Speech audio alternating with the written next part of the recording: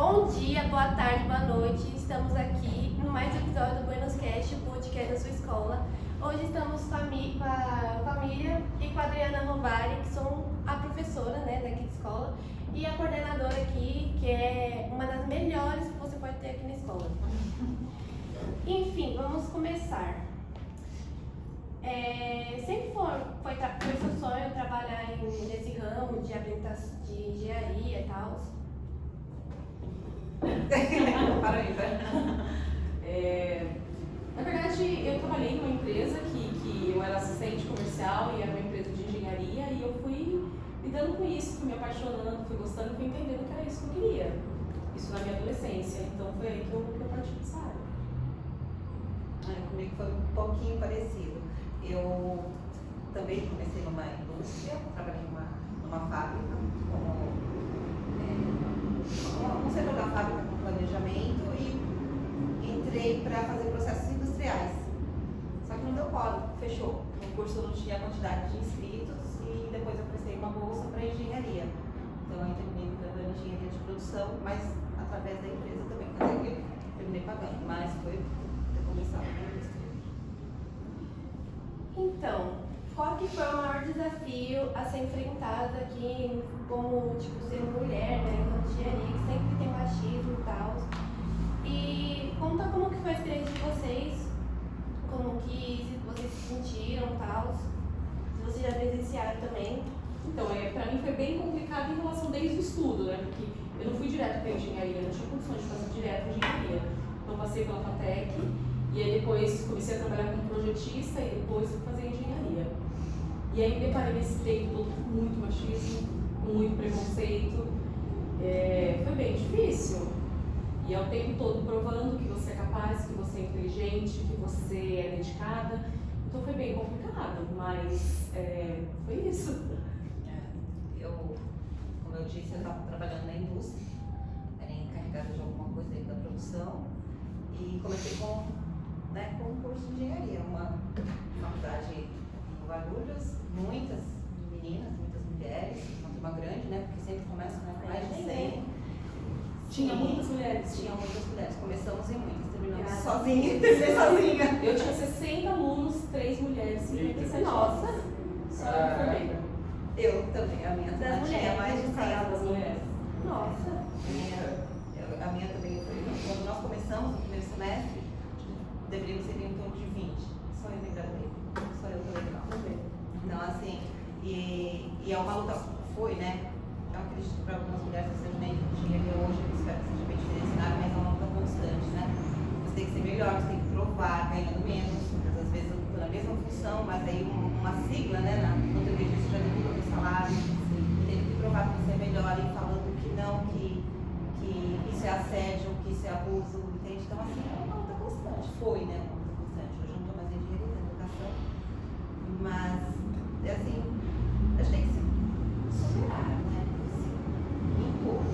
E às vezes cansa, né? Às vezes Cansa porque além do esforço, né? Físico, mental e todo, você tem que estar o tempo todo provando para os outros, e acaba que você começa a comprar a ideia de algumas pessoas. Você fala, será que realmente eu sou suficiente? Então dá um mundo na cabeça. Assim, tem um momento que você fica na dúvida, né? Será que eu realmente sou capaz? chega a questionar se eu sou capaz de desempenhar aquele projeto, de fazer parte. Né? Mas vai pra casa, toma um banho, toma um café, Todo dorme, e aí você levanta com o quê? Isso Isso aí não olha, isso vai ser bom, né? Verdade. E pensando nessa linha, né, de que muitas pessoas têm questionamentos sobre a capacidade de vocês, eu, por exemplo, graças ao meu Deus, nunca presenciei nada de alguém desmotivar algo assim do tipo. Mas o que vocês faziam para que todo esse questionamento não desmotivasse vocês, sabe? Tirasse isso à vontade? Porque eu acredito que seja uma coisa chata de se vivenciar com todas as pessoas no seu ambiente de trabalho, de estudo mesmo. Eu brigava. Eu gritava. Era difícil me tomar. Era difícil, né? Porque é uma questão de sobrevivência no mercado de trabalho. Se você aceita, você é subjugado. Eu sou subjugada, não sou subjugada de jeito nenhum. E eu sei da minha competência, sei da minha qualificação, né? A gente sabe disso, a gente sabe que é capaz. Não, a gente erra, né?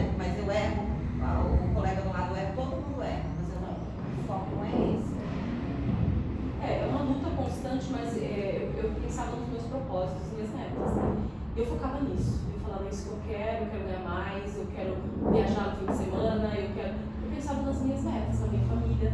E às vezes quando estava muito difícil, eu podia, Deus, força, bora. E foi bastante tempo, foram 10 anos. E foi bem legal. Tem coisas ruins, mas sim, tem bastante coisa, mas eu cresci muito também, profissionalmente, enfim, foi só coisas assim que acrescentaram. Porque esse desafio também faz com que a gente estude, a gente se aprofunde, entendeu? Porque, como eu acredito que a Rovari também, a gente sempre teve que provar que era melhor, então a gente não podia ficar estagnado. Desculpa. A gente não podia ficar estagnado. A gente tinha que estar sempre pesquisando, olhando. Isso, estudando o tempo todo, estudando e se atualizando. E, sabe, tentando ser cada vez melhor. Como eu falei, é cansativo, é uma luta. Mas acho que vale, né? Eu acho que vale. Você chega um momento que você olha e fala assim, que bom que eu trabalhei meu cérebro, que bom que eu venci isso, que bom que eu lutei. Tem coisas boas nisso também. E eu gostei, foram 13 anos de indústria. Porque assim, é aprendizado, entendeu? Hoje eu acredito que tanto eu como você, a gente é o que é pelo que passou. Sim, uma construção. Exatamente. E tipo assim, no seu círculo social, vocês já foram, tipo, os seus pensamentos, vocês já foram influenciados tanto de forma boa quanto ruim por conta de toda essa situação? Você fala sobre as pessoas, é isso que você Isso, sim. Sei. Eu, por exemplo, vou falar por mim, né? Eu sou muito focada. Então, eu ponho uma meta e eu preciso seguir, entendeu? E no meio do caminho pode ser que aconteça alguma coisa, mas eu sempre lembro dela. Então, eu sempre pensava nas minhas metas. E muitas pessoas diziam que você não é capaz, você não vai conseguir, não vai dar certo. Mas aí a opinião do outro é a opinião do outro, né? E aí eu seguia, eu pensava sempre no que eu queria, no que eu quero isso, é a minha meta, e eu ia. Então, assim, influência mesmo forte, acho que não. Eu acho que fui construindo isso na minha cabeça, como se fosse uma proteção. Sim. É a mesma coisa, né? No decorrer do tempo, claro, né? Você não vai conseguir, é difícil. Eu, quando comecei a engenharia, estava casada com filhos, né? Eu também. Então, assim, aí você tem a se dedicar, porque engenharia é muito estudo, né? Na faculdade, nossa, é intenso. Eu fiz em 4 anos, que eu fiz carga extra, sábado. Sim. Era de segunda a sábado, aí trabalha, aí estuda, a casa, as crianças. E a gente está falando sem você, Miriam, mas a gente está falando numa época em que eu não tinha internet. Sim, então eu ficava o sábado o dia todo na biblioteca estudando. E aí tinha domingo também. Então eu me lembro de ter perdido várias festas familiares, viagens, sabe, várias coisas, mas era focado naquele objetivo. De fato, uma luta constante, né? Sim. E assim, a gente aprende. Aí eu de verdade mesmo, eu acho que a gente deve ter ganho na faculdade o prêmio de quem mais acessava a biblioteca. Eu chegava na sexta-feira, saía com todos os exemplares. Perdi viagem também, abri mão de viagem também em função de estudo, semanas de prova, entendeu? Então é isso. E é foco. É isso que eu queria, então tudo bem, sua opinião é sua, não é, tá tudo bem, né? Mas enfim, mudando de ramo agora de engenharia, como que vocês vieram por Buenos Aires? Como que foi indicação de algum amigo? Como que foi? Putz, comigo foi muito doido a minha história aqui, chegar no Buenos Aires, porque assim, eu comecei na educação em 2017, me apaixonei, e aí fui para as escolas particulares, e aí eu tentava entrar no estado, porque eu queria essa experiência de estar no estado, e nunca conseguia, fiquei 2 anos tentando. E aí o ano passado eu fiz a inscrição e eu fiquei sem pontuação. E aí, por conta como se eu tivesse dado aula. E aí eu entrei com recurso, perdi. E eu falei, gente, eu não vou conseguir mais o estado. E aí fiz uma inscrição na internet, vi no Facebook uma inscrição emergencial e segui a vida. Já estava indo para outra escola e eu estava em casa numa quarta-feira, a Cláudia me liga falando que ia ter uma atribuição de aula e que eu estava inscrita e que se eu queria participar e que era no outro dia. E eu fui descrente, né? Eu falei, meu, não posso fazer nada, eu não sei o que aconteceu. E aqui sou eu. Então foi muito doida. Era para ser aqui, né? Porque poderia ter atribuído em outros lugares, mas eu acho que era o destino estar em Buenos Aires. Eu comecei, depois que eu saí da última empresa que eu trabalhei, que foi aqui em São Paulo, eu adoeci, né? E fui pro interior de São Paulo, né? Também, ótimo. E eu comecei a trabalhar com a minha irmã, né? No interior de São Paulo, em Itu. E uma das pessoas que trabalhava, né, que estava visitando lá, era diretora de uma escola lá no interior. Eu falei assim, você não quer dar aula? Primeira vez que eu entrei na sala de aula, sabe que a matéria dele era eventual? Sociologia. Nossa! Então, eu sou graduada, eu sou engenheira, eu fiz engenharia, tenho habilitação em física e matemática. Você vai dar aula de sociologia? Eu falei, nossa, o que eu vou fazer? E eu já sabia que era, levei todo aquele material e pesquisa. E olha, eu cheguei no dia, cadê a molecada? Ninguém foi pra escola, então eu preparei aula, porque não tinha ninguém, não tinha algum evento da escola, enfim. E aí eu comecei, né? Comecei como eventual. E foi indo. E depois teve o primeiro concurso, eu entrei, fiz uma resolução para a parte pedagógica, enfim. Aí passei no concurso e assumi aula no interior de São Paulo. Aí depois aconteceram problemas, enfim, coisas que N situações que me fizeram voltar para São Paulo. E aí, saudosismo. Para onde eu vou voltar? Vou voltar para a escola que eu estudei. Eu vou voltar para a escola que eu estudei, todo o meu ensino fundamental. Sabe aquela coisa que fui? Era outra vida. E eu queria estudar, eu queria trabalhar, sempre quis trabalhar no ensino integral, porque eu gosto da dinâmica e tudo mais. E aí eu fiz inscrição. Aí no dia da atribuição, que foi lá aqui na diretoria centro, eu ia pegar aula lá no SECA, no Casimiro de Abreu, que era de matemática no fundamental. E aí o antigo presidente daqui, que é o Rodrigo, falou assim, mas você dá aula de física, Dô? Prefere o quê? Eu prefiro física, óbvio, né? Você não bora pra minha escola. Aí eu parei aqui. Caraca. Ficou até hoje. Isso foi em 2017. E eu tô até hoje. E você entrou que ano? Eu entrei esse ano aqui. Esse ano? Esse ano. Eita. Eu entrei em educação em 2017, na verdade eu costumo dizer que eu não sou professora, estou professora, né, que faz pouco tempo. Eu entrei em educação em 2017 e aí fiquei em escola particular e tentando entrar no estado, mas eu não conseguia. Eu só consegui entrar no estado agora em Buenos Aires. Eu estou muito feliz aqui, foi um presente. Nossa! Eu queria fazer tipo uma pergunta assim de curiosidade mesmo, que tipo, como foi essa transição de tipo você tá fazendo questão da engenharia até você chegar aqui como professor? Porque eu não tenho noção, né? Eu não sou professor, muito menos engenheiro, mas eu acredito que deve ser uma coisa muito diferente das outras em algum sentido, sabe? Pois é, eu lá na engenharia, já quando eu estava trabalhando com engenharia, eu sempre ficava com os estagiários, eu era a pessoa que coordenava, até porque eu era a menina da história, né? Então ela vai ficar com os meninos, cuidando dos alunos, né? E aí eu gostava dessa coisa de ensinar, de participar disso. E comecei a perceber, puxa, eu poderia ter um plano B, né? Poderia dar aula, de repente, não sei. E aí em 2014 teve um problema, a gente teve muitas dificuldades na engenharia, a engenharia ficou muito ruim, caiu. E aí eu já falei, não, vou fazer licenciatura. E aí foi quando eu fui fazer licenciatura, em 2016 eu fui demitida, éramos 9 engenheiros, 7 foram mandados embora, foi bem complicado. E aí eu falei, vou dar aula, até arrumar emprego. É engraçado a gente pensar isso, né? E aí quando eu comecei a dar aula eu me apaixonei, foi apaixonante.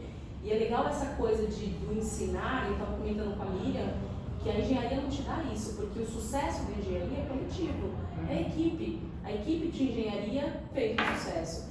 E é diferente na educação, é muito seu, é muito pessoal, você tocar, você atingir um aluno. Então, esse retorno, embora a educação seja uma coisa mais, vamos dizer assim, todo dia, ele é mais rápido, né? Eu acho que é uma coisa muito emocional. Toca, entendeu? E é muito verdadeiro. Então eu me apaixonei. Foi uma transição, naquele momento foi difícil, sair de um lugar que ganhava muito bem, para trabalhar num lugar que tinha 30 pessoas numa sala e dominar isso e tal, mas foi apaixonante, assim.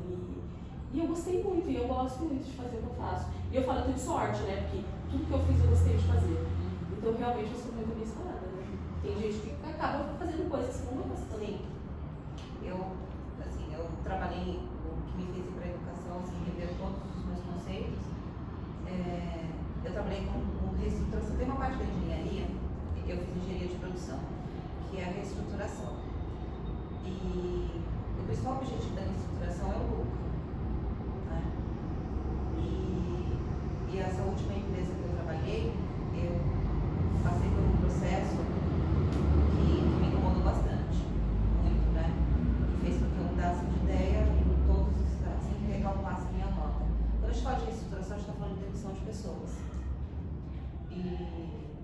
desativar uma determinada equipe, às vezes requer exatamente o que a Rovali falou. Você mandar 7 pessoas, 10 pessoas, 50 pessoas embora.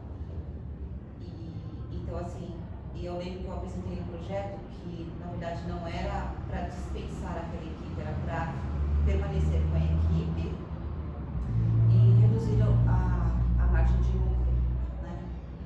Quem foi mandado embora fui eu, né? E fui mesmo. Briguei discuti com a pessoa, enfim, né? Foi uma briga. A dica, não brigue com a Miriam. É um pouquinho exagero, gente, mas é que às vezes a gente precisa falar mais alto, né? Então eu defendi o meu projeto e aí você, não, seu projeto não vai, você também fica. Então um beijo pra você, vai a equipe e vai você junto. E isso fez com que eu falei assim, poxa vida, eu tô no final do processo, né? Eu tô no final do processo e essa equipe era uma equipe de vulnerabilidade, entendeu? Aí eu falei assim, não posso estar no final do processo, tem que ficar no início do processo. E a sala de aula pra mim é o início do processo. Então, quando a gente fala que a gente está aqui para poder fazer a diferença em alguma situação, é de verdade mesmo, né? Porque eu não quero que vocês passem por um processo de reestruturação, sabe? Então, assim, o que me fez mudar da engenharia para a educação foi não querer mandar ninguém mais embora, porque eu não acho correto em algumas situações o objetivo é só o lucro. Então, eu fiquei. E a engenharia é menos humanizada, né? Do que a educação. A engenharia, o negócio são os números mesmo. Exatamente. Né? São os números e temos que apresentar resultado. E o assunto é um papo muito pesado, né? Então, assim, é doido. E é diferente a educação, porque a educação eu acho que é mais emocional mesmo. É você notar que um aluno durante um período mudou com você, ele entendeu o seu recado, ele entendeu o que você quer dizer e ele transformou, ele cresceu contigo, você também cresceu com ele. Então eu acho que isso é muito mais humano. E o que é bonito da educação, né? A transformação, o crescimento. E saber que você representa alguma coisa, né? Representa. Eu e a Adriana, nós somos engenheiros de formação. E nós estamos na profissão professora e eu estou na profissão coordenadora, na função coordenadora.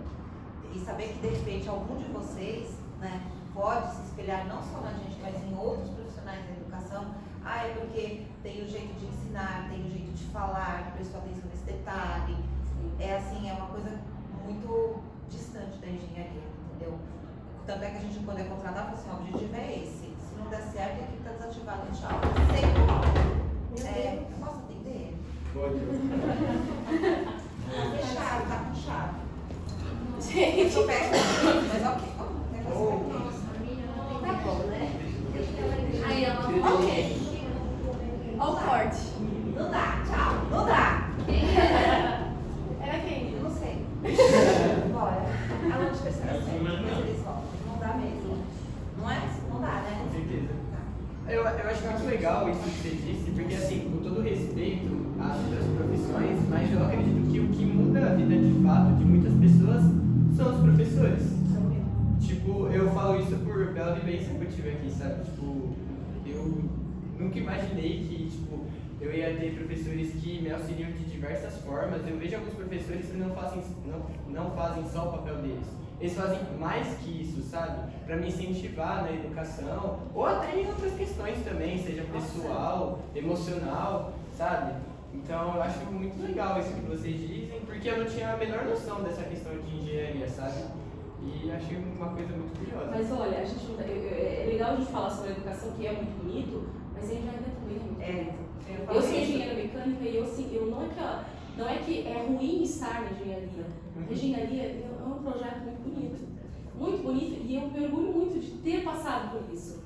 E às vezes a gente fala assim, eu e Miri, que a gente sofreu por conta de uma sociedade machista, sexista, enfim, todo esse conceito, mas toda essa dedicação da engenharia, todo esse projeto que existe, é fantástico, é lindo. E é legal a gente vivenciar isso. Quando eu lembro da engenharia, eu lembro com muita saudade. E eu costumo dizer, eu não sou professora, estou professora, mas hoje eu quero ser professora, mas eu não sei amanhã. Se eu quero voltar ou não, eu não sei, eu quero viver o hoje. Isso significa que também existe uma beleza lá, né? E é bem legal, né, Mina? Ter essas duas experiências, né? São coisas totalmente diferentes, um oposto do outro, mas é muito legal também. Não Entendeu? significa que uma seja ruim. Exato, uma não anula a outra, entendeu? É Ela se muito completa, bonito. no nosso caso, ela sempre se completando. É. A engenharia para mim, assim, eu tenho uma facilidade com números, né? Eu tenho uma facilidade com números, não significa que eu sei fazer contas e contas e contas de cabeça, mas e consequências. Então eu consigo ver as coisas em consequências, sabe? E isso é muito engraçado porque na engenharia de produção é uma coisa sequencial. Então, para quem tem tem alguma fragilidade, tem alguma deficiência, falando, por exemplo, de TDAH, de autismo e de N situações, se encontra muito na engenharia. Porque você fica hiperfocado, né? Pois é. Você fica hiperfocado, Ele te dá uma segurança de você ir, exatamente, né? você segue regras e aquilo começa a levar você sentido. pra vida. E isso é muito legal, você ter esse foco. E isso eu agradeço muito a engenharia. Eu fiz tecnologia também, fiz FATEC, sou muito assim, grata por ter feito FATEC, sofri bastante na FATEC, mais que na engenharia, mas eu acho que tudo isso compõe quem a gente é, né, e te dá uma visão mais profissional de tudo, né? Eu acho que eu preciso ser bom o tempo todo, eu preciso organizar, e você vai levando isso pra vida, vai levando isso para as amizades, enfim, você vai levando isso pra tua vida toda. Eu quando estava na faculdade, uma das disciplinas que eu gostava, assim, ficava vislumbrada, eram as grandes estruturas. Então, grandes estruturas, a gente fala de portos, aeroportos, né? E eu fiquei imaginando assim, nossa, é uma coisa assim, gigantesca, né? Então, assim, quantos números, quantos metros, quantos desenhos, quantos... Então, assim, é uma coisa que sempre me chamou a atenção. Então, assim, é um porto seguro para quem tem essa facilidade, né? Então, assim, é belíssimo. Eu fiz engenharia de produção, mas a minha paixão realmente eram as grandes estruturas. Eu acho belíssimo. E o que incentivou vocês a continuar a fazer o que estão fazendo hoje? Vocês. No meu caso, assim, a educação pública, entendeu? Reduzir, eu falo isso, tentar minimizar ao máximo que a gente puder com estratégia, com técnicas, né? Para que essa desigualdade social que tenha da escola particular, ou então de quem tem renda, que a diferença de classe é muito grande, para vocês, que são estudantes da escola pública, para que tudo seja E acreditar na educação. Eu acredito muito na educação. Eu acho que nós eu vim de escola pública, eu fiz faculdade pública, enfim. Eu acho que a gente pode, a gente consegue. É mais difícil, mas é possível. E é só assim, não tem outro jeito. Com a educação, não vai ter outra forma. Então eu acredito na educação. E isso me motiva todos os dias. E às vezes eu fico muito cansada. Mas ao mesmo tempo eu falo, bora amanhã outro dia e vai dar tudo certo, tá dando tudo certo. Vamos pra casa, tomar banho, tomar café, deita, dorme, acorda com sangue no olho. É isso mesmo. É isso. E qual que é a maior motivação de vocês no dia a dia, em geral? A maior motivação de vocês? É uma pergunta muito ampla, né? Eu tenho várias motivações, né? Mas eu acho que também isso, acreditar no início da educação, a minha família, né? Que precisa de mim, precisa que eu esteja bem, que eu esteja motivada. É um conjunto, é muita coisa, né? É um conjunto de motivações, né? Eu acho que como eu tenho um hiperfoco no trabalho, né? Então, pra mim acabou. Gente, eu me distraio. E assim, pra mim a inspiração é exatamente isso. Eu trabalho com metas, né? Então, eu tenho que mostrar resultados, eu tenho que transformar, né? O que você aprende em números, né? Eu tenho que tabular o que é humano para numérico. Então eu tenho que tentar achar esse equilíbrio. Então, mas acho que eu vou falar de um sonho que eu tenho, né? Eu sempre quis participar de uma escola que tivesse uma consciência de classe, que tivesse uma consciência política, social, de gênero, de equidade, sabe? Esse é o meu sonho. Eu queria chegar em algum lugar e falar assim, não, pede qualquer coisa, não, vamos sentar e vamos conversar, entendeu? Falar assim, vocês estão me pedindo para poder usar um determinado determinado espaço. A primeira resposta que eu já ouvi pelos corredores, soube de qualquer coisa para mim é não. Aí as pessoas já vêm sabendo que é um não. Mas é uma provocação, dando a deixa, mas é uma provocação. Não é que eu assim, não é. Mas, porque aí você desenvolve esse senso crítico, entendeu? Você desenvolve esse poder de argumentação. A Adriana sabe, recalcula a nota toda sexta-feira, né? Toda sexta-feira, no de professores, eu vou, pá! Não, recalculando, mas meu sonho é esse, é ser contestada, sabe, com qualidade por vocês. Gostaria muito que isso acontecesse. Então é isso, gente. Essa foi a nossa entrevista com a professora Adriana, que, gente, essa professora é maravilhosa. Eu amo essa professora. E com a nossa coordenadora Miriam, que, gente, de verdade, pra mim é uma das melhores que eu já vi. De fato. E é isso. A nossa caneca do podcast tá à venda ainda, quem quiser comprar. Tá? É bem bonita, se inscreve no canal também. Nosso Instagram, nosso Twitter não, ó. Nosso TikTok também. E é isso, gente.